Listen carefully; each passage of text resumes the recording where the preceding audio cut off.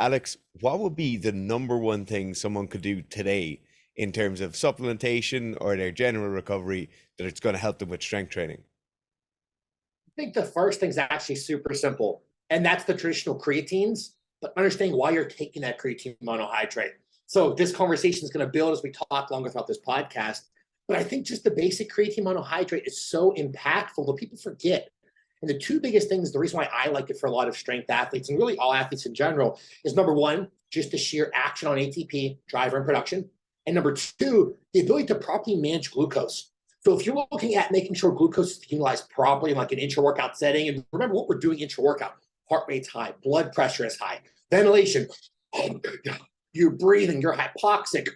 No matter what training you're doing, there's a high amount of blood flow and hemodynamic change. That means blood, oxygen, nutrients, all of those things are shifting, and it's changing how you're utilizing all the nutrients in your body.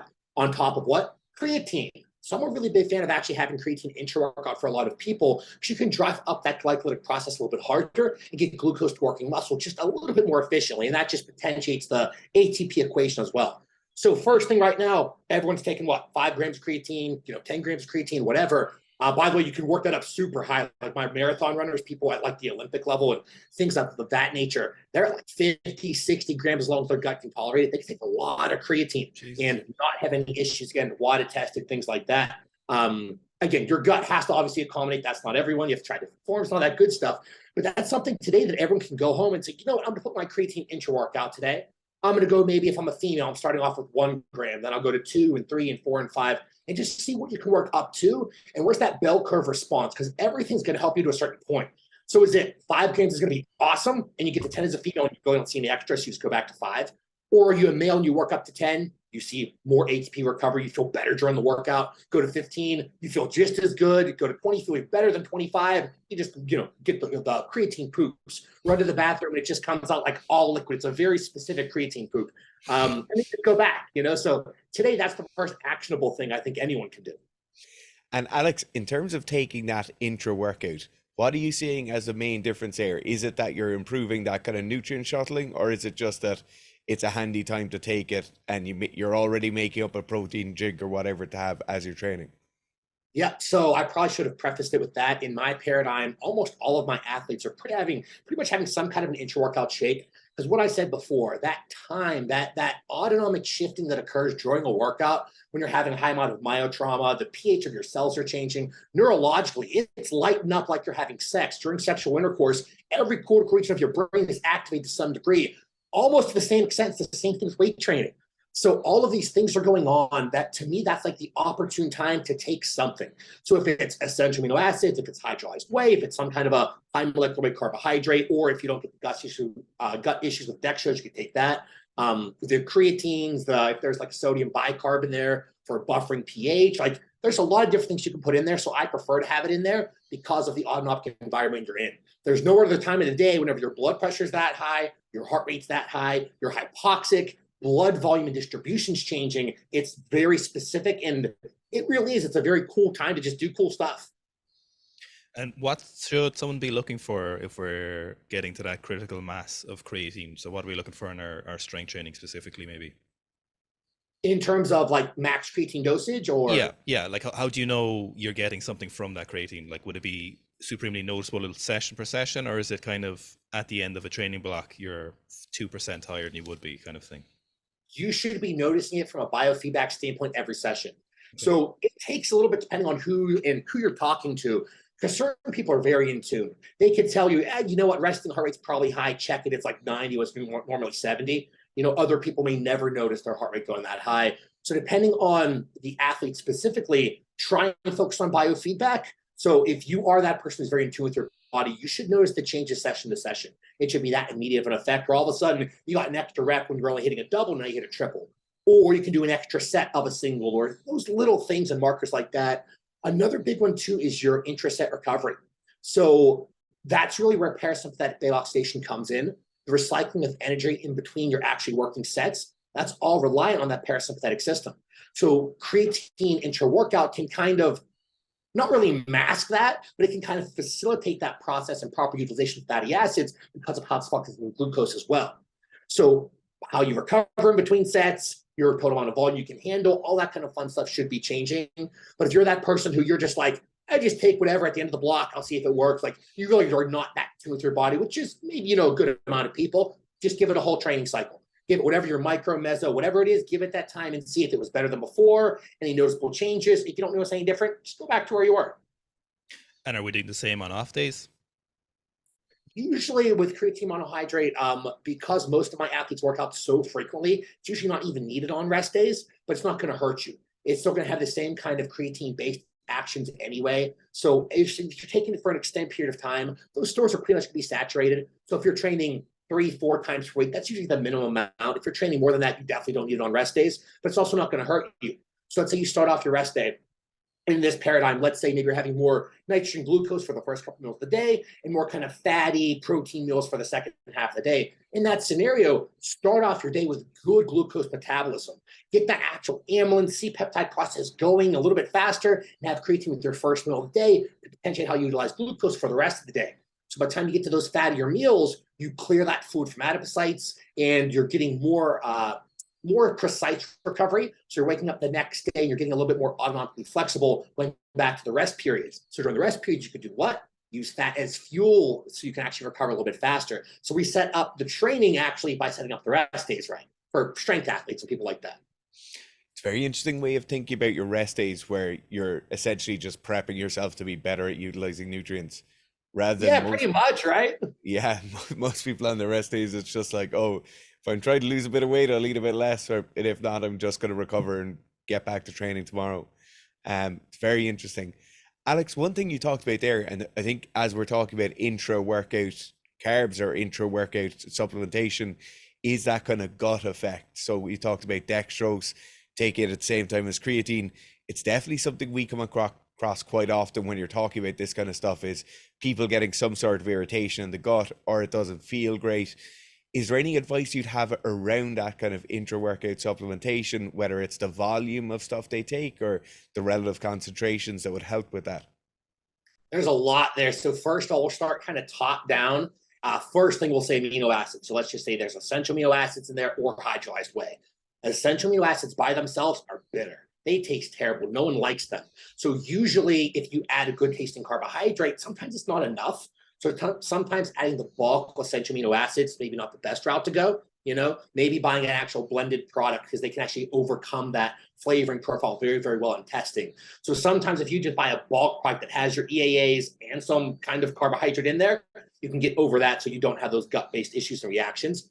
The other thing too, before we also get into the carbs, is some people, when they get very sympathetic, they get a bunch of blood rushing to their viscera, to their stomach, and they just can't digest at all. So certain people, and I'll say maybe it's only 5-10%, it's very much on the smaller spectrum. Certain people just won't be able to tolerate anything intra-workout besides water. Like that just happens. They get such a massive sympathetic response, they'll start belching and burping. And that's usually an underlying GI-based problem. So more like upper fundus-based issues and inflammation, things like that. But let's say that's not you. So we got the EAs figured out, or hydrolyzed whey.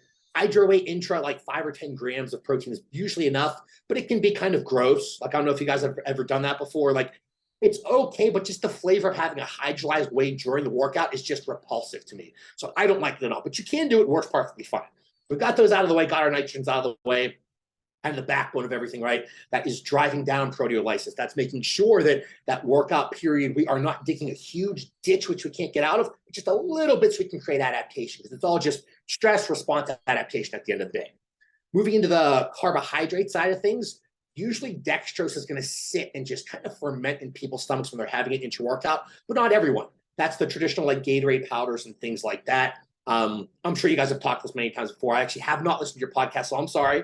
But like the Gatorade powders of the world, they throw like a sprinkling of sodium ions and chloride ions, potassium ions. So it's helping you more than just water, but not really that much. But either way, it does have that dextrose component where most people bloat from it.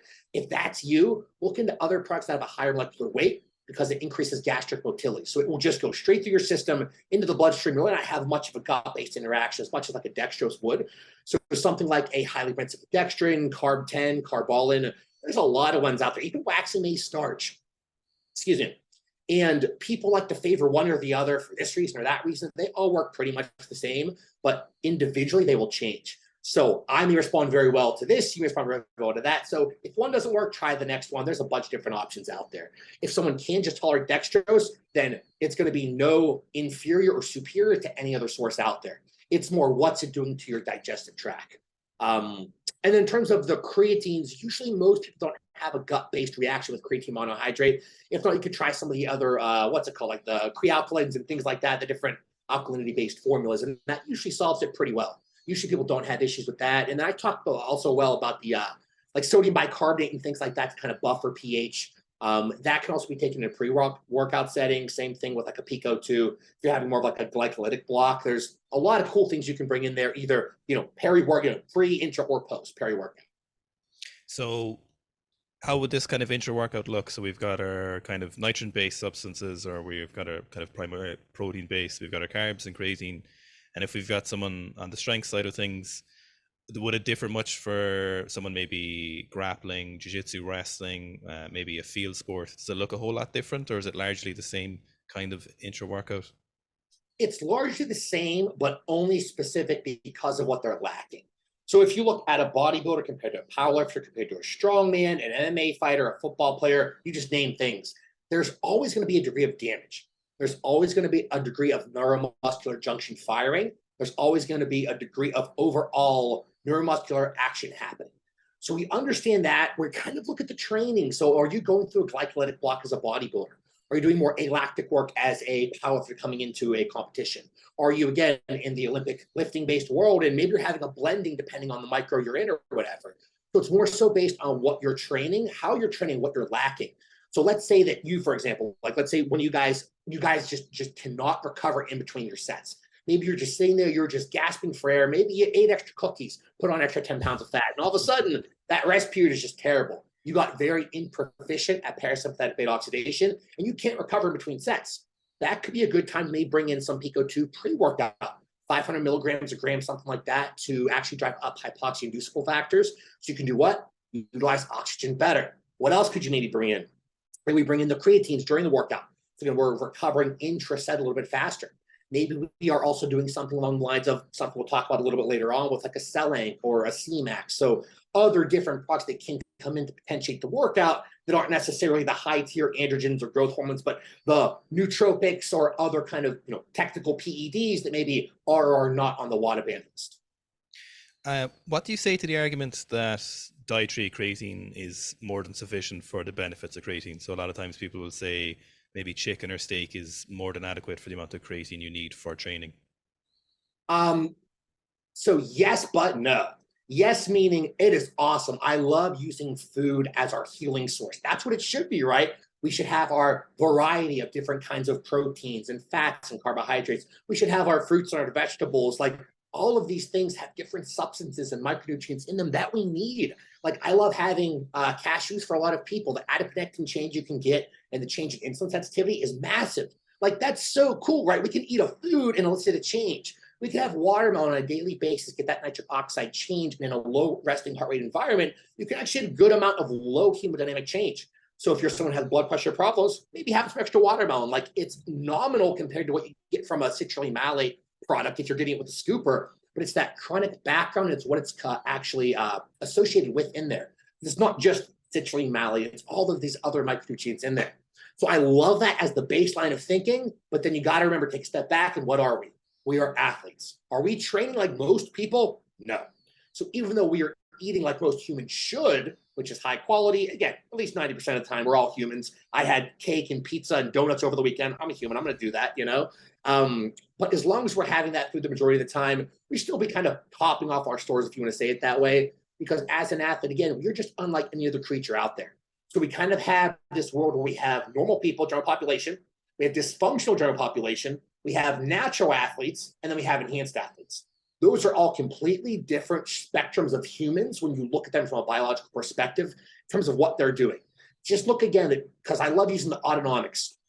Resting right now, if you were to check all of our heart rates, our blood pressures, how we're utilizing fuel, and then compare that with one of our parents, one of our grandparents, and look at the sick, the healthy, it's all going to be so vastly different. And we're going to be on the higher positive end of the spectrum because we're so athletic, because we're fit, because we're healthy, and that's going to change how we utilize everything. So as athletes, we kind of need more. That's why we supplement. We supplement creatine as a supplement because we need more.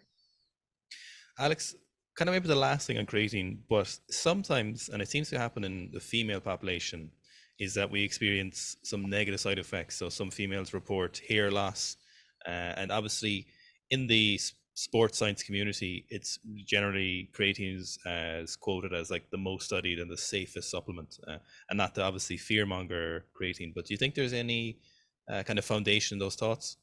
Oh, 1,000%. I have seen it all. I had a couple females literally take one 5 gram scoop of creatine and woke up the next day with hair all on their pillow. That was the only change. Whether it be a DHT cascade or some other like intelligent effluxium, I can never pronounce that phrase. It's essentially stress-induced hair loss, which people get from taking semaglutide and things like that, because that's big in the news today. It can also, I think, drive that cascade through gut-based mechanisms, but a lot of this is speculation. All the research has been done on creatine out there. It's labeled as safe, but it doesn't matter if it's a supplement, a drug, a food, a training style, whatever. Every kind of response can happen because biologically we're all so different. And when I see that happen a dozen times or whatever, I put that in the back of my head, like maybe there's something there. I can guess at the mechanisms, but it's just a guess. But I know for those women, we just stay away from it. But those are some very real negative side effects that you just see. Alex, in terms of supplementation, obviously we've spoken about like the very acute application of intra-workout carbs or intra-workout creatine.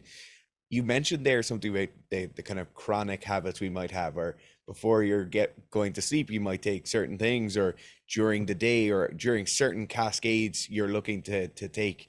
In a very similar ilk to kind of our first question today, what do you think is one of the main things in people's lifestyle today that's really holding them back, or maybe a big omission that they have that could be holding them back in the kind of strength and power training sphere? That's a good question. So I'd probably say the bookends. So the sleep is terrible, and throughout the day, they're just sympathetic as heck. We didn't pay him to say that with the sleep thing either. Yeah, yeah, right up there, right? Yeah. We did not pay you to say that. Actually, yeah, what do you have in there? We've got vitamin C, we've got zinc, magnesium, activated B6, so P5P, and we've got sodium as well. And we're getting a lot of good reports from it from night's sleep from people. I like that. That's awesome. And that sounds more of like a baseline circadian player to take, not like hey, you need something like a Xanax-based fuel. Yes. You need like a magnolia bark wipe you out. Yeah, that's awesome. Yes. That's like a complement-based product. Yeah, very much so. Very much so. Absolutely. Yeah. That's nice. That's good. Like everyone is up in arms these days about melatonin. There's nothing wrong with melatonin at all. But people are taking 5, 10, 20, 30, 50 mil. Like they're taking astronomical doses instead of looking at it as being a background circadian player. So to answer your question, I feel like it's the sympathetic activity throughout the day that starts in the morning. And then at night, they still can't turn that off and have poor sleep. So in this kind of paradigm, we're looking at bringing some kind of like circadian-based players to help get our body to release the right ligands and hormones at the right time. So we know the majority of the day, we should be parasympathetic. We should be low heart rate. We should be pretty chill. Depends on personality. But overall, you shouldn't be sitting here with 100 resting beats per minute, unless if you're me right now, because I get excited when I talk about this stuff. But in general, it should be very low heart rate and pretty much relaxed. And what we're doing in the morning potentiates the night. So one of the things I bring in with almost everyone is TUDCA and selenium first thing in the morning. What that's doing is because everyone looks at TUDCA and goes, oh, liver health, right? Because it brings down liver enzymes and manages them. Liver enzymes, if you can imagine hepatocytes, so the cells of your liver, like this, okay? Once they get perforated, they kind of open up and they leak out these proteins called AST, ALT. So those different kinds of proteins are leaked out. That just happens in certain people, and that's not really a good measure of the degree of damage, rather the degree of healing, because that's what they're going off to do. So slightly elevated liver enzymes is going to be there for mostly all strength athletes and isn't a problem at all. You're creeping up to the 100th consistently. Okay, what's going on here? Let's see. But even more so than liver enzymes with TUDCA specifically, it's potentiating those deodanase cascades at night. So remember, thyroid hormones are up here. Below those are these cool little enzymes called deodanase enzymes. These little buddies make sure that the thyroid can do what they're supposed to do. So they can help the thyroid gland. They can help the codons of the receptors of thyroid hormones. They can help the actual overall structural action of those receptors to fire and do things properly. And they pretty much dictate what thyroid hormones do in the first place. So without deodanase enzymes, we wouldn't be able to see, we wouldn't be able to lose body fat, build muscle tissue. Like they're really important players and they don't get a lot of spotlight, because you don't get blood work and see, oh, what's my deodanase levels at? Like, you can't do that. We don't have that technology. So instead, T3, T4, reverse T3, those kind of get the spotlight, which I get. But TUDCA potentiates that extremely well. So already you're starting off, you're taking something in the morning that's going to help you at night. And it does multiple other things, but let's just leave it there for now. Then we have selenium. Selenium is doing the same thing at night, but also throughout the day. It's also driving up all of those baseline immune-based responses and cascades. So by the time, if you go to bed and your immune system just took a beating that day, those are the days when you lay down in bed and you're so tired, but you can't go to sleep. You took so much of an immune burden that you're just laying there like, oh my God, why can't I fall asleep? It's usually that or stimulants, but it's usually the immune problem. Selenium is also a big part of that entire thyroid hormone receptor cascade as well. So going back to the codons, the structure, so it's potentiating the TUDCA, potentiate the enzymes, potentiate sleep. So at night, we have a big release of growth hormone, big release of thyroid hormone. We have that 2 a.m. spike of growth hormone and thyroid hormone as well. Those are very big nocturnal players. So those morning ones are not only helping our day, but also helping our night. When it comes to nighttime, because this is now fixed, and let's say throughout the day, we kind of solve that problem. And again, maybe that's not solving the problem from a sympathetic standpoint. Maybe there could be some ashwagandhas in there. Maybe there could be like an emodin in there to block that blunting of cortisol production. A lot of different things in there, but we'll leave it there. Nighttime, the background complements like your product are awesome because they're not putting you to sleep. They're just helping you to endogenously, naturally go to sleep by releasing your own stuff that should be. So when I say ligands and hormones, those are just the things that bind on receptors, send their signal, and do the fun stuff, create the action. So things like that are awesome. If people are maybe they're waking up towards the latter half of their sleep cycle, so let's say they get up at 6 a.m. and they're waking up every day at 4 a.m. to go pee, and then they're just up from them, usually look at renal health. So maybe you want to take like an astragalus before bed to help with that renal EGFR-based repair. And you just kind of problem solve like that. If you're waking up multiple times throughout the night, maybe that's the time to have like a melatonin spray. Just you wake up, quick little spray in your mouth, 1, 2, go right back to bed. It does a great job of initiating sleep cycles. We're not keeping you asleep, but just getting you there. So there's a lot of things we do to talk about sleep, but in general, it's looking more at those baseline players. And at night, the biggest ones, what you guys have there, the zinc and magnesium. Those are honestly the 2 biggest players you should have at nighttime. And then from there, the rest is kind of extra, because there's so many things we can talk about there. But to me, those are kind of, if we're looking at just 4, 2, and 2, those are probably the 4 biggest ones. So I think probably a big gaping question here is that we've talked about creatine as the first thing you mentioned. We talked about intra-workouts. We've talked about setting up your morning via TUDCA and selenium. And then we've got like that zinc and magnesium at night. You haven't mentioned, I noticed, caffeine. And it's obviously something the vast majority of people maybe go beyond use and are kind of abuse caffeine regularly, but how does that play into all this, and what's obviously there's a lot of research on its impact on strength training and performance, but how is this playing into all this here?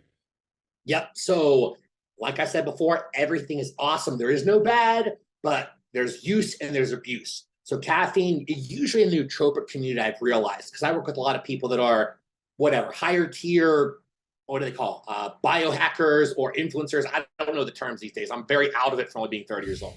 But I don't follow people. But either way, the nootropic crowd tends to hate on caffeine because it's so bad. It's a stimulant. It's awesome, just like all those nootropics that they're taking. There is no bad thing out there. It's just, are you a good candidate for it? So caffeine for me, for example, I respond so well to the actual change in brain waves that I get from 100 milligrams in the morning. That changes and improves my ability to encode memories throughout the entire day pretty dramatically. So for me, 100 milligrams kind of in the early hours of the day, and I'm awesome throughout the entire day.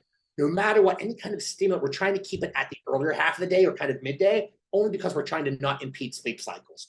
At the same time, though, those receptors they actually bind to, that entire stimulatory cascade that happens neurologically, doesn't affect everyone. Certain people can have 3 cups of coffee, go straight to bed an hour later. They just don't get that same caffeine metabolic response. But a good general rule of thumb is, like, for performance reasons, 3 mg per kg, you can do that per day and be completely fine and drive up performance extremely well. No matter what, we want to try and keep the stimulants earlier half of the day. But anywhere from about 1 mg to 3 mg per kg per day of caffeine is going to be more than fine and pretty well tolerated for most people. You'll have the outliers that can take more, can take less, but right at that range is usually just enough to give you that background stimulation and sympathetic release, because it's just sympathetic replacement therapy. So just like if you take testosterone for TRT, this is caffeine for glucocorticoids. This is just the actual therapy that you take to replace. And if you're someone who's very susceptible to those big crashes, is there anything we can do to keep that wave going without taking more caffeine? Yeah, L-theanine works super well. And if you look, it's usually combined in all caffeine products these days anyway. You can buy one, like I love the one cap, so I actually have 100 milligrams of each. So 100 milligrams of caffeine, 100 milligrams of L-theanine. It works extremely well to kind of dull out that curve, and then it also potentiates those actual alpha and theta wave cascades. So again, driving up the memory and the actual memory coding and the learning process. So you want to talk about pre-workout, we talk about strength-based athletes, for example. Your ability to get better at squat, overhead press, whatever lift you're doing is all based on your ability to actually encode new memories. It's all motor learning. So you have your motor cortex, you have that myological muscle component as well, but a lot of strength is all neurological in nature. So even though you need the body to keep up with it, there's a reason why you can see these, certain women. I've seen women that are 30 kilograms put up hundreds of kilos of weights. I mean, you guys see it all the time, right? How can that happen? Because mechanically it doesn't look like they can, because neuromuscular junction-wise, leverage-wise, they can fire so many more neurons, interact with so many more myofilaments than other people can. So the neurological component is obviously massive. So the Becoming a Horse program is one of the newest programs that we have on the Sika Strength app. This is a program that I wrote for someone who wants to be well developed in their athletic potential, but don't necessarily play a sport right now. Maybe they played a sport in the past, or you never played a sport, but you want to develop that athletic potential and not just focus on strength training primarily. You want to round out some muscle development, you want to round out some of your power development without going full hog into each one of these aspects. The program consists of 4 days a week, and each block is written in a 12-week block. What we're looking at is a couple of different aspects. We're looking at strength development, hypertrophy, and power development. So when we're looking at the strength training, we have primary movers are the high bar squat and the deadlift. Now when we're looking at the hypertrophy work, we're looking at a lot of weighted calisthenics and isolation work, such as weighted push-ups, weighted pull-ups, shoulders, direct shoulders in form of maybe Lu raises, and then we have the strict press, which is kind of blurring the lines between the upper body strength movement but also with the hypertrophy work in the program. Power development in the program, we've got a couple of different movements that work in this. We have the clean, which you can either run as the full clean or you can run as a power clean in the program. This is finally then we have some once a week plyometric development, and this largely comes in the form of jumping. So this is some box jumps and depth jumps in the first program. So I hope you enjoyed Sika Strength App on iOS and Android. It's something that I've been working on for a while, and I really hope that people can get what they need out of the program. Alex, on that kind of neurological pathway, when we're looking at that relearning or learning for the first time, products out there like Noopept or products of a similar ilk are becoming a lot more popular. Obviously, they were very much a kind of cult following or a small little world only a couple of years ago. What's your kind of general view on that for athletes? Like, obviously, you have a lot more experience than we would in this area. Is there a kind of entry-level drug to this, something that's above nicotine or caffeine that possibly gives a better effect for the everyday athlete? Not somebody who's going to the Olympics, but somebody who just wants to be better at their sport. Oh yeah, God, that is an awesome way to go down, a good path to talk about. So let's say entryway, before we get into Noopept, so N-phenylacetylglycinate ester, let's take a step back and just look at traditional alpha GPC. So I have it right here. Because if we're talking mid-conversation, I need some more acetylcholine, I just take one. That's all it is. It's just acetylcholine replacement therapy. Like we talked about with caffeine being more sympathetic replacement therapy, that is just giving you more acetylcholine for your brain to do stuff. Whether we are learning if I'm learning something with text academically, if I'm learning in the gym, if I'm whatever, that's just more fuel for your brain from an acetylcholine aspect. So you want to make sure you get the actual L version. So it's that left-handed enantiomer, it has the actual full 300 milligrams. So if you look, that's why I have the Now brand. It is L-alpha glycerol phosphocholone. You just look at the back and see that. That's probably the best introductory one for anyone to take pre-workout, because you could buy it anywhere in the world pretty much. And you take 300 milligrams pre-workout, you're only going to notice everything enhanced. Your ability to get into a squat or whatever motor pattern is going to be easier. If you're a bodybuilder, the ability to contract is going to be easier. The overall mental clarity you'll get from it is going to be heightened. Because if we understand what's going on neurologically, I think the easiest way is, like I said before, where your brain just thrives on acetylcholine. That's just like the raw fuel we can give it. So let's give it that so we can perform a little bit higher. when you're actually training, you are burning up so much acetylcholine. It's leaving all these little acetyl groups there. And if they kind of sit there, they can land in different parts of your body, different parts of the brain. They can start driving up insulin resistance in that specific area. So insulin resistance in the hippocampus is going to do what? Downregulate your ability to drive up memory retention. Insulin resistance in your quads is going to do what? Downregulate your ability to fire those quads, to build those quads, to get stronger motor patterns with those quads. So that leads to a different conversation with L-Carnitine, but we'll talk about that later on.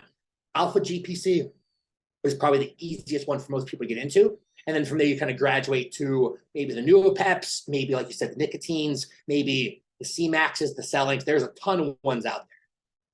Maybe could we move kind of laterally with like alpha GPC? Is there anything kind of accompanying that someone could kind of, you know, you're just new to it and you're still around the edges of this kind of thing? Where could we go from there that's still relatively, maybe benign might be a good way of describing it, but still effective? Definitely. Yeah, definitely. So I think we'd stay in that choline family.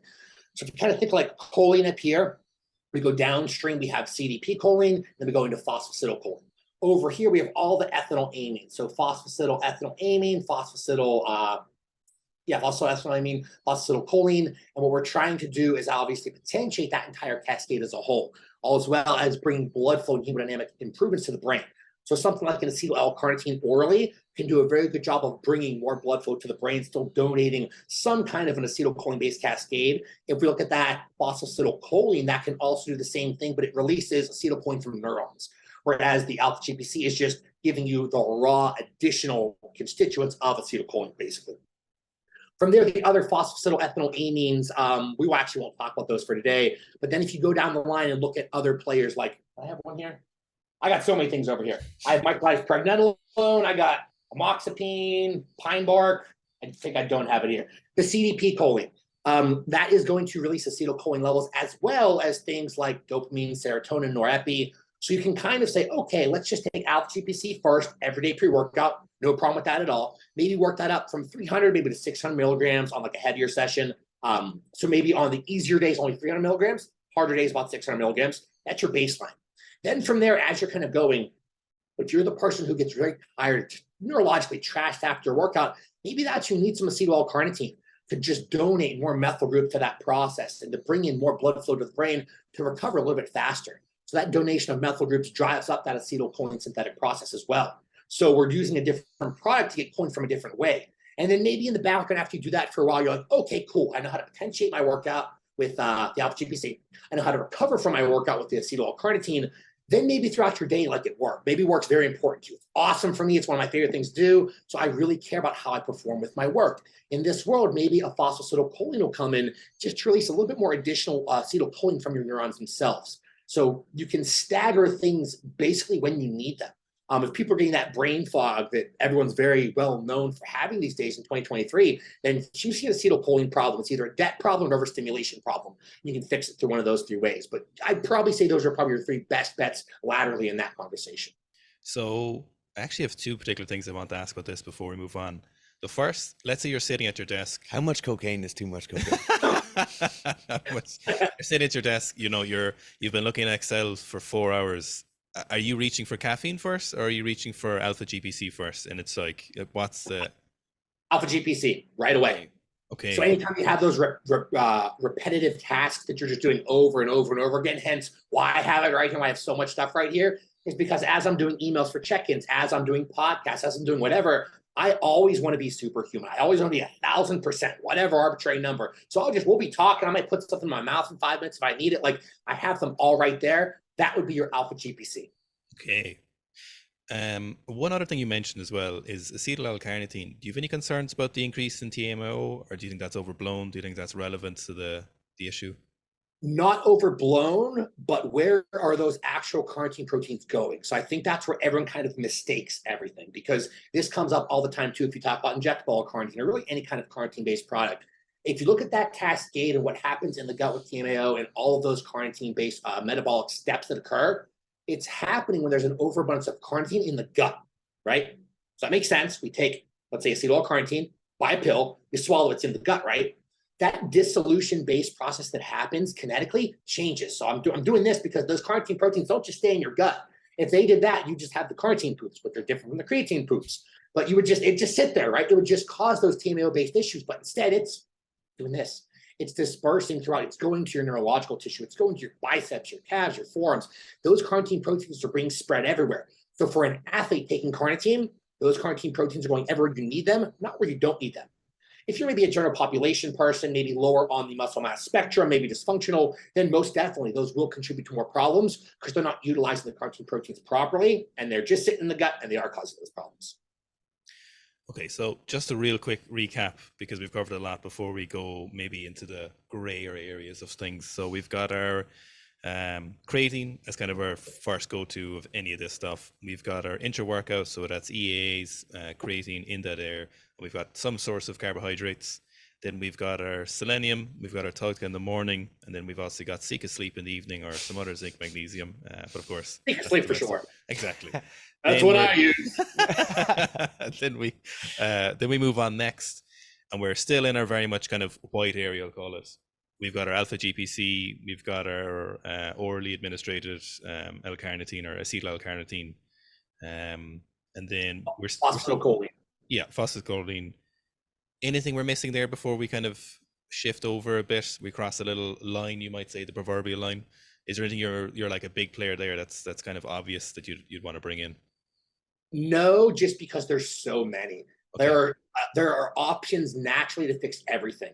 Yes. So we're just talking about, WADA test, a completely natural, buy it off of your whatever nutrition website. That to me is maybe the baseline, because it can just keep going and going and going. You have erectile dysfunction-based problems. You have further sleep-based problems. You name it. You can fix it with so many things out there. So I think maybe we stop it there, and then maybe we transition to the next part. So now on to the important things. Alex, obviously you're well known for working with a massive range of athletes, but particularly with some kind of very high level athletes. And I know when Owen started introducing me to your stuff first, some of the first things that came up were the kind of injectable L-Carnitine things, or the use of injectable choline. Could you maybe talk on that and the kind of relative effects of those, and more importantly, or maybe just importantly, how effective they are in comparison to, or maybe in conjunction with, standard anabolic or androgenic agents? Gotcha. So I think actually first, let's look at oral carnitine and injectable carnitine. Oral carnitine is awesome. Oral L-Carnitine, acetyl L-Carnitine, completely different products, but let's look at oral L-Carnitine and injectable L-Carnitine. The difference is that oral L-Carnitine, this is going to sound very common sense, but I think it has to be said. Oral L-Carnitine, take it orally, that passive diffusion process that occurs throughout the gut, how that actual supplement gets metabolized is only going to allow you to reach physiological levels. Right? Sounds right. Like your body can only go up to here, so it's going to be capped out there. Injectable L-Carnitine bypasses that dissolution process, goes straight into the actual biological tissue, gets taken up into the bloodstream, and you can do this. You can bypass nature and go super high and be super physiological. So the only difference is the magnitude of effect when you're going from the injectable preparation versus the oral counterpart. So if we look at that actual injectable L-Carnitine, for strength athletes, I mentioned the buildup of seal groups, we'll say neurologically with insulin resistance and things like that. So if you are the strength athlete who's really just getting beaten down neurologically, it's that buildup of seal groups, take your injectable L-Carnitine post-workout. It's going to do a very good job of clearing those acetyl groups. In the pre-workout setting, it can do a tremendous job of fluxing your actual energetics during the workout itself. So remember, we talked about those rest periods, being able to use that, pretty efficiently to recover. It's going to increase actually those. It's going to drive up acute actual IGF-based cascades and tons of androgenic cascades as well. So during the workout itself, going back to the change that's happening with blood flow and blood pressure and all these kind of cool things, it's also taking your baseline hormones and it's just picking up a little bit more. So just imagine like L-Carnitine just not being the thing that's going to raise your testosterone, 3,000 points or whatever, but just one dial extra. It's slightly potentiating everything in your system. On top of proper gut-based cascades, contractility, carnitine does, oh my God, almost everything. It helps with fertility. Like I can go on and on. That's why I have the ebook. It does so many positive things for the fluxing of nutrients, for potentiating the workout itself. So if you're the strength athlete who maybe you don't have problems recovering from your workout, but the workout itself has to get better, carnitine is going to come and play. Drive up VO2 max, can increase recovery, actually not just intra-set, but post-set and all that kind of fun stuff as well, rather post-workout. Take it pre-workout. It does a ton of different things. So think of that as like your workout potentiator from like a myological aspect. The choline comes in, and it's different than the actual alpha GPC preparation. Alpha GPC is awesome. The only difference is the draining of acetyl groups that you get from the injectable choline. So it's going to allow that recycling process to happen faster. If it's like a traditional chloride preparation, it's going to pull more things, so more cellular things inward. So obviously just that negative charge is pulling in like it's supposed to. So all of a sudden, hyperhydration of musculature. It works more in that somatic system as a whole as well. So you're going to get slightly more physiological adaptations. So think about it like, or physical adaptations rather. So the injectable choline is kind of the thing you would use pre-training, whereas maybe alpha GPC might be better off used pre-studying or pre-work or something like that. That's only if you're taking the injectable choline preparation though. You can get the same benefits from alpha GPC, it's just a lower degree because what we say, it's that super physiological action versus the physiological action. Does that make sense? Perfect sense. Where can people get that ebook just before we move on? theprepcoach.com, everything's over there. Perfect. So, Alex, in that particular case where you're saying the injectable choline might be more performance-based, or the kind of an injectable version will bring you to that super physiological level, is there certain sports or certain applications where those kind of things, that thing where your ability to contract muscles faster comes into it? Is there certain sports where that's more applicable? Like, are sprinters more susceptible to using those kind of things than your marathon runners or your bodybuilders? Definitely. So the higher energetic the sport is, the more they can benefit from carnitine or carnitine choline injectable preparation. So if you were at like the Olympic level in running, those sprinters, oh my God, there are grams upon grams used per day in the carnitine-based world. CrossFit athletes. So everyone likes to, and I love CrossFit, by the way, so I don't want this to come off the wrong way, but everyone likes to think that it's such a clean sport. There's no PEDs used at all. And I mean, it's just like the NFL, NHL, NBA. Like these are professional, high tier, the best of the best athletes. Everyone's doing something, whether it's the creatine, whether it's the carnitine, whether it's the choline, everyone's doing something. They're performing at such a high level. Why is it seen as bad? So in the CrossFit Games, for example, injectable carnitine and choline is, and I think it should be abused. It should be very high dose because they can get away with it. First of all, energetically, because of their sport requires it, number one. And number two, it's not WADA banned, so it's not illegal. The act of injecting something gives everyone that kind of, oh, he's doing something bad, right? There's something else in there. But in reality, it's completely legal, not WADA banned. And if you think about it, like, you can't test for that even if they wanted to ban it anyway. The carnitine proteins and the choline, like, it's already there, you know? So I would say mainly those sprinters, striking-based athletes, and CrossFit athletes are kind of the three that really shine for taking carnitine choline injectable to just astronomical levels. Then we kind of come down and we kind of have physique athletes, strength athletes, strongmen. They're all kind of in the same spectrum of still benefits just as much from it, but you don't need to go up to the multiple gram range to actually elicit the best benefits. So if you're a natural athlete and you want to remain natural in your WADA testing, is like one of your go-to recommendations this kind of injectable carnitine and choline? Like that's kind of one of the best things or one of the things to exploit. Most definitely, because the only hurdle is getting people to actually inject themselves. And that's the tough part. Like they have to come to me and say, hey, I'm okay with doing this. I want to be natural and I want to be able to pass a WADA drug test. Someone says that, cool. We're going to bring in carnitine choline if you're okay with that. But if they are okay with that, then most definitely that's kind of the first, I don't want to say line of defense because we're not, fixing a dysfunction here, but it's the first line of defense to really drive up performance extremely well because it's also very versatile. You can also have like a carnitine choline preparation before like a cheat meal or a free meal to change how you're actually fluxing all those nutrients. So the carnitine to actually store nitrogen, to store the glucose better, and then the actual fat metabolism will be actually altered by the choline. So the choline actually enhance fat metabolism, throw that onto that parasympathetic beta oxidative wheel. So as you're eating your cheeseburger and cookies and ice creams, that fat that you're eating is just being thrown on that wheel. It's being burned up. Nitrogen's being preserved in muscle tissue. Glucose is going where? As glycogen, also preserved in muscle tissue. So it's very versatile. So if you imagine us kind of traveling along a line of like white area to gray area, is there anything kind of laterally on that gray area like that choline or carnitine that might give a natural athlete and who wants to stay natural an edge? Is there anything else, let's say above a certain level of significance? Definitely. I'd say that would go to DADA, so Diisopropylamine Dichloroacetate. A lot of people don't know about this. It was used for 3, 4, 5 decades. And people that have hepatectomy. So I actually stumbled upon it because I had a client who went through had a hepatectomy, one of the things you have to do, so liver's way too big, way too fatty, they got to cut parts of it off. The first thing you have to do before that surgery occurs is you have to atrophy the liver. So first you got to take it from this big, get it this big. The smaller it is, the higher the chance of success rate is going to be with that actual recovery from the surgery.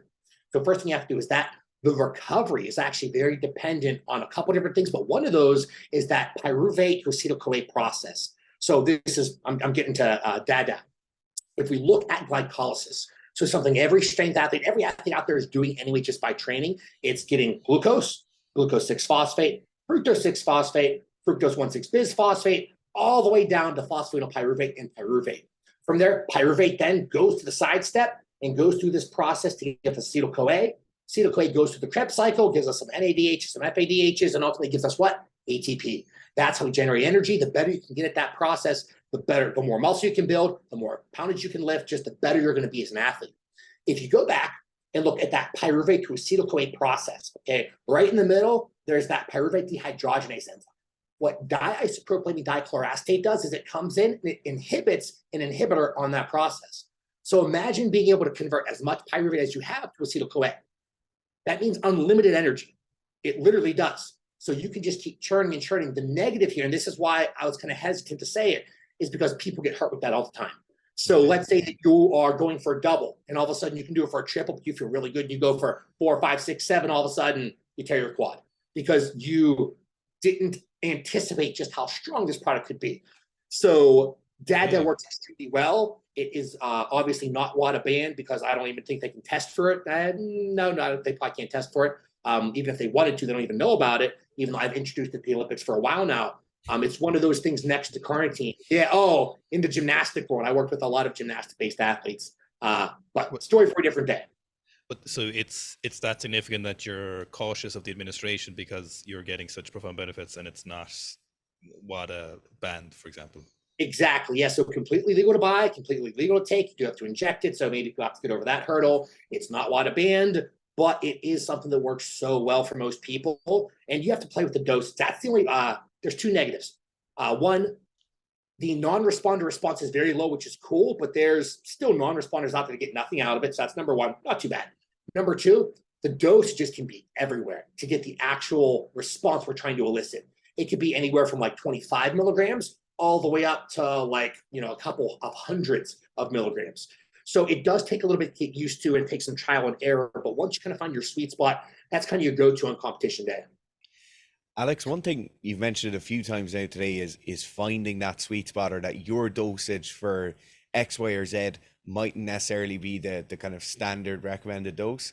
There used to be a thing for years where you'd find the amount of fish oil tablets to take by taking one more each day until you shit yourself. With this kind of stuff, like Third obviously, kind of shit we had today. What's that? That's the third kind of shit we've had today. Yeah, but with the creatines, for example, it's kind of a lower risk thing. If you're slowly increasing a dose, you're going to notice some sort of upset, and then you bring the dose back down from there. With these kind of products, when you're bringing them in, so say if somebody is working with a coach like yourself, are you monitoring certain biomarkers every day? Okay, and that's how you get your level of input. Yeah, so no matter what, we're always checking autonomics. So blood pressure, heart rate, resting heart rate, basic ventilation, like all the basic things. How's your mood? How's your training? How's sleep? Like you're getting all of those measurements anyway. The bigger thing is you have to introduce DADA with someone who is responsible. For the person who can go in, have 700 pounds on the bar to squat, and go do 2 and go, oh God, I got to put this back or something's going to break because I feel so good today. When they know they shouldn't have done more than 1, they did 2 anyway. So you have to have that responsible introduction. And to me, it's more so not just the autonomic measuring, it's more the conversations you have back and forth. So as a coach, you have to have a great relationship with your client to make sure you say, hey, I know you can do this. Hold yourself back. Trust me. Competition day, then you can go and blow your wad and potentially tear something. Like we'll do things to prevent the tearing on competition day. But when you're not in that perfect setting of being peaked for a competition, the last thing you want to do is hit astronomical PRs back to back, week after week after week, because you guys know things tear after that, things break, things pop, and that's not what you want. Alex subtly hinting why I haven't got it yet. Alex, I actually think this brings us perfectly to another area, and it's probably an area where a lot of people will have seen content on our channel or heard people talking about it on our channel, And that's those products that might help when one of those tears or one of those injuries occur. And we had someone talking last year, we had Rocco speaking about the power of BPC 157 or TB 500. Are those things that you're recommending athletes use, or are they things you're seeing success with? A tremendous amount of success, but the problem is most people use those healing peptides wrong. And so they're seeing all these crazy results, right? They're getting like half of the results they could be. So if we look at BP 157, TB 500, the traditional ones, we won't talk about the other more obscure ones that most people can't get, but those main ones rely on that growth hormone insulinogenic phlebitic axis. What I mean by that is we not only have to have a high amount of phlebitic changes, so hematological blood flow-based changes, but you also have to have acute high insulin sensitivity and high acute somatic base levels. What that means is if you're taking your healing peptides without accompanying growth hormone or some kind of growth hormone peptide or insulin or some kind of insulin sensitizer or some kind of a phlebitic player, you're starting to get benefit out of it. And there may be a reason for doing that. There definitely is. Not as much as you could be, though. So most people use them wrong. But again, you don't have to do that every time. But the vast majority of time, people should be administering these with those because that axis has to be upregulated. So those receptors have to be receptive in order to do their actual action. Another thing, that I think people forget about is that all those somatropes are really working from a localized receptor-mediated clearance aspect. What that means is local. You can apply these things locally, intramuscularly, intra-articularly to get localized healing effects. Still going to go systemic because the moment you inject anything, that first picosecond, it goes systemic. Whether it's long-ester testosterone, trenbolone, growth hormone, insulin, whatever, it's happening systemically the moment it enters your body. Orally, injectably, it's happening. Some action's happening non-genomic. But we can get a lot more localized effects if you introduce it daily because we're getting that localized receptor-mediated clearance. So let's say you take your bicep or whatever. That would be administered with something like a growth hormone and insulin, a TB 500, a BPC 157 every day where you got the injury maybe an inch above because gravity's going to pull it down. And you're getting not only the chronic benefits, but those actual acute benefits. So the non-genomic and genomic. What you end up seeing is that bicep tendon or whatever it was that tore healing in like 4 weeks compared to like 7 or 8. So it's still going to work, but if you set them up, put them in the right environment, be a little more sophisticated, they're just going to work that much better. So, Alex, we're definitely in the area now where we're very much in the outside the gray area. We're in the danger. Yeah, sorry for even bringing that up. No, we're in the danger zone now. So it's probably a good segue into it. Where are we going from here? That's kind of all purely theoretical, of course, and no one should ever do any disinformation. And of course, none of your athletes do this either. But where are we going from here? That's not PEDs, not growth hormone related peptides. What else is kind of in the murky waters of untestable by WADA? You don't have to give away trade secrets now, but if there's some things you think there might be kind of novel. So first of all, I think the problem most WADA athletes make is they look at the banned substance list and they go, okay, I want to take that. So I find the drug, I can find the clearance time with the metabolite. Why not just find the drugs they're not testing for? The carnitines, the cholines, the Diisopropylamine, Dichloroacetates, all of those little players.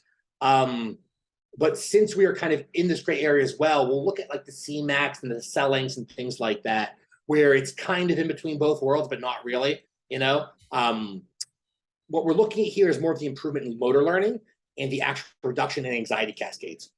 So sometimes when people go up for a maximum lift on competition day, the reason why they screw up is because they make the wrong decisions. They walk up to the bar, say again, they're going to squat or whatever, and all of a sudden they start, getting revved up when in the past, every time they squatted, it was a low, slow walk up to the bar, easy under, easy down, good to go, very calm and cool. All of a sudden, overly sympathetic, they made the wrong decision. That all comes back to anxiety-based cascades. So this is where like Cell-Lang and Cmax really come in, where they can ameliorate that extremely well. But Cmax drives it more from an actual dopaminergic, serotonergic side of things, whereas Cell-Lang drives it more from a BDNF, so brain-derived neurotrophic factor side of things. Both of them can drive up motor learning, just in different ways. So if you are someone like myself who's a dopamine head, always excited, always pretty happy, I'm probably going to respond a little bit better to the actual dopaminergic side of things of a Cmax. Whereas maybe you're someone else who's not like that, who is maybe more even keel, always kind of cool, calm, collected, but never super excited, never super sad, just kind of that monotone-based person. Maybe a Cell-Lang would be the best kind of first line of option. That'd be more of a pre-workout setting dosage. And again, you're doing that to learn the movement patterns better during the workout and perform better on competition day. Could be intranasal, could be injectable. I prefer the intranasals for like competition, and lately, actually, in general, the intranasals are working a little bit better, just less invasive, a little bit easier as a whole. Work extremely well, but that'd probably be the next kind of gray area. Okay, so we're leveraging stuff purely for the benefit of learning a skill better, which obviously is relevant to pretty much everyone watching this, because everyone's basically sports based or performance based. So they're very much in the kind of the quote unquote naughty area, I would imagine. Is there anything kind of laterally from that or back further along the kind of stage where we can use, is there nootropics that are not tested? Is there supplements that we can use to learn a little bit better? Yeah, there's a lot. The one I had actually showed you guys earlier, I won't bring it up. Moxapine succinate. It does a very good job of driving up focus and concentration through a couple different cascades. It's one of those things where it also potentiates all of the other nootropics in play because of the upregulation overall neurochemistry that occurs with it. So something like an amoxapine succinate used infrequently throughout the week, if you are someone who just has a hard time focusing, concentrating on the workout itself, that could be a really big player to use in like a pre-workout setting fashion.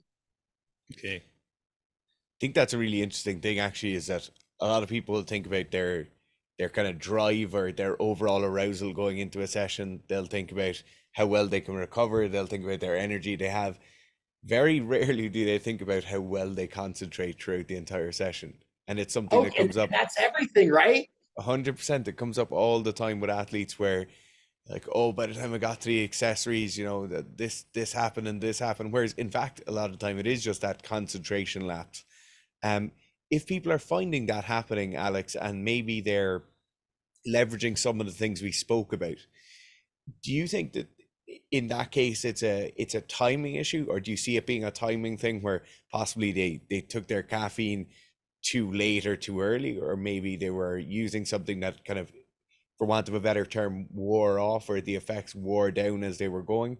Or do you find that being a kind of overall dosage thing? They just didn't take enough of the caffeine or enough of the stimulant or whatever it is, and then by the time it gets to the end of the session, their level of concentration or focus has dropped? So actually option C I'll go with. What I've been seeing, especially in 2023, is that neurochemistry is getting downregulated across the board. Everyone, and I don't want to say it's the wrong way, education is kind of slipping as a whole, kind of systemically. And that's not everyone, but the vast majority of the population, IQs are dropping. People are getting dumber. Again, not saying that as a negative thing, but something as simple as taking out cursive handwriting. The ability to write in cursive using both portions of your brain, non-stop motions. There's a reason why people text you these days and it's one sentence and then you get another text with another sentence and another text with another sentence instead of one cohesive thought in one well-structured actual text. It's because they can't use the both hemispheres of their brain properly because that lack of communication that goes back to the lack of cursive writing and just the overall lowering of IQ systemically. So to me, the way I've been approaching that problem is actually fixing neurochemistry as a whole. I don't think it's anything people are doing wrong. I think it's more society is causing more problems than people realize with the social media overabundance and just all the things that are kind of happening. I think that's more of it. So all I'm trying to do with all my athletes, and this is everyone in general, is let's just say you're operating here neurochemically. Let's just get you up to here. Let's just get you back up to where you should have been if you weren't scrolling on Instagram for 7 hours and getting that dopaminergic rush and having nothing to do with it. Like that screws up a lot of things. Same thing like the porn addiction that a lot of people are having these days. That dopaminergic rush is now causing ED-based issues, sexual functioning-based issues in females and males because they're always looking at porn on their phone. They're always looking at explicit photos or things like that. There's always that state of arousal. So arousal from social media, arousal from all these sexual things everyone can look at, this high state of arousal is just down-regulating everyone's brains, and people are, again, not trying to be mean, but slowly getting dumber and less intellectual as time goes on. And again, not a negative at all. It happens. We just are trying to make that better. So we're just trying to inform everyone of that. So to me, maybe we also look at the other baseline players if we're trying to correct that problem, just looking at improving baseline neurochemistry with the Noopeps, with the lion's manes, with all these other players that drive up the actual growth of new neurons and improve their axons and just get your brain functioning better to encode more memories, to communicate better. There's tons of supplements for that. But to me, it's looking at overall neurochemistry of just get you from here to a little bit better. Alex, one thing that strikes me ever since I've started kind of looking at your content ever since Ona started working with you, and I'd have kind of a peripheral view of the amount of work that goes on there. Is you seem to learn at a, like, you seem to be constantly learning. Like, you're a voracious reader of all current and previous research from what I can see. Like, your videos are very, very well researched.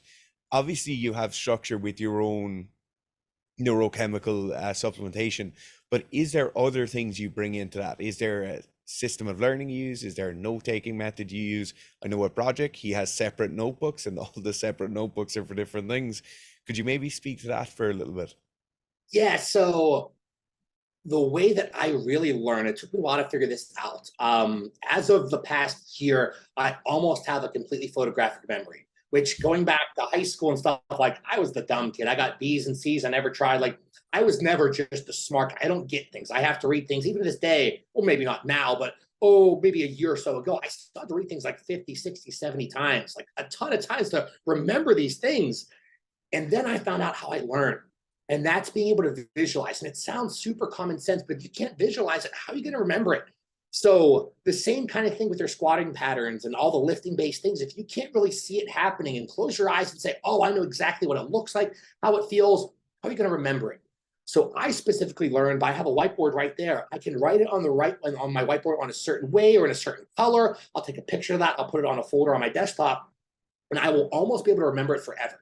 So if I close my eyes, I picture all these different files, literally just like my desktop on my computer. I go to the file, I click on it, and I see right now, I made a video about the renin-angiotensin aldosterone system. I can, in my mind, I can click on that. That opens up, and that picture comes up now from what I wrote on the board. So I can see the aldosterone, the ATR cascades. I can see just different things going on in that entire system with bringing telmisartan or whatever. And that's how I personally learn. Then I started my mentoring program, started helping coaches be better coaches. And all of a sudden I realized, wow, everyone is getting really good and they're learning the same way. So maybe it's not just a me thing. And then you learn about how learning actually happens and that visual component that goes on there. And all of a sudden I realized, okay, it's not just me. I'm not special. Everyone can learn better this way. And so I started trying to present my information in that better way. So over the past couple months, especially over the past year, I started doing more videos with the whiteboard, because I'm illustrating it so people aren't just watching going, oh, maybe remembering one part, but now they're remembering the entire thing. So that's personally how I do it. It's all whiteboard. I take a picture of it. I save it. If I ever forget something, I click on it, and all of a sudden I remember everything. That's so interesting. Alex, I think there's probably, loads more we could cover here, but in terms of what you do and what you're offering people, so we find you prepcoach.com and Alex Kikel on Instagram. What if you had to give a kind of an elevator pitch of what you do for people, just in case someone's kind of wondering, can they reach out to you?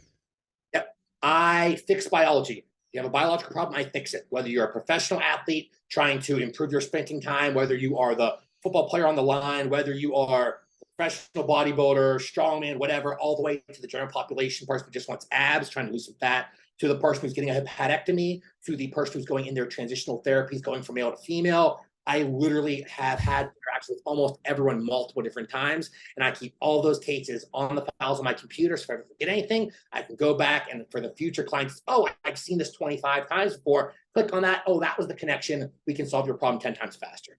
So I fix biology. That's probably the easiest way to say it. And maybe it sounds lame, but I can't think of a better way to say it. I just have to obviously attest to myself and Alex have been working together for nearly 12 weeks now, and yeah, just about. Yeah, we've another bit to go for another couple of months, I think. But I can obviously, very positive. You're like this all the time, essentially, even via email. So highly recommend it. So if you do have issues, I would highly recommend reaching out to Alex.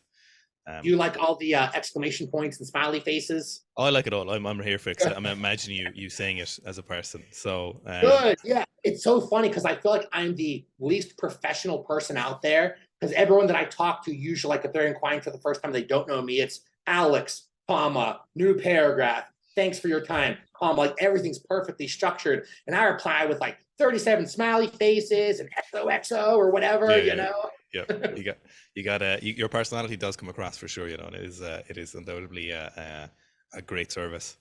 Alex, I love hearing that. Thank you so much. I'm sure we'll have you back on for sure. Yeah, to everybody listening, I could not recommend following Alex on Instagram as well.